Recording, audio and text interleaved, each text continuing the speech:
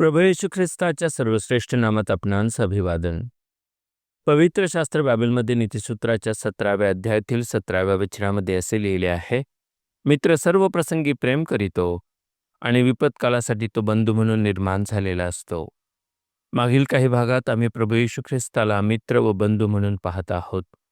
एके प्रसंगी येशूची आई व भाऊ त्याला भेटण्यासाठी त्याच्याकडे आले, परंतु त्याच्याभोवती इतकी दाट गर्दी होती की त्यांना त्याच्याजवळ जाता येईना.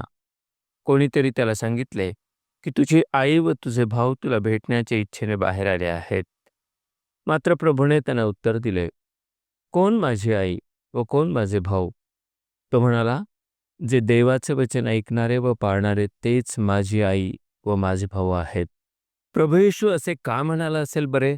याची दोन कारणे आहेत.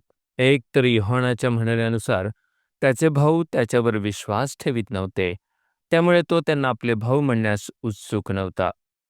दुसरे म्हणजे भाऊ किंवा बहीण कोणास म्हणावे हे त्याने अधोरेखित केले आहे. तो शारीरिक नात्यांपेक्षा आत्मिक नात्याला अधिक महत्त्व देतो. तो म्हणतो, जो देवाचे वचन ऐकतो व त्यानुसार वागतो त्याला तो भाऊ व बहीण मानतो.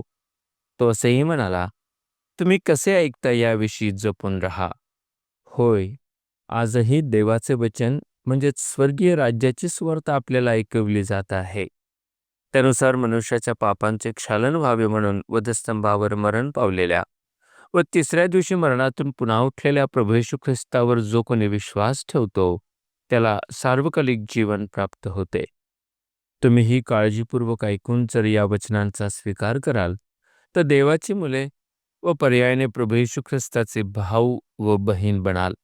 असे करण्यास परमेश्वर आपले सहाय्य करो. धन्यवाद. Susina ama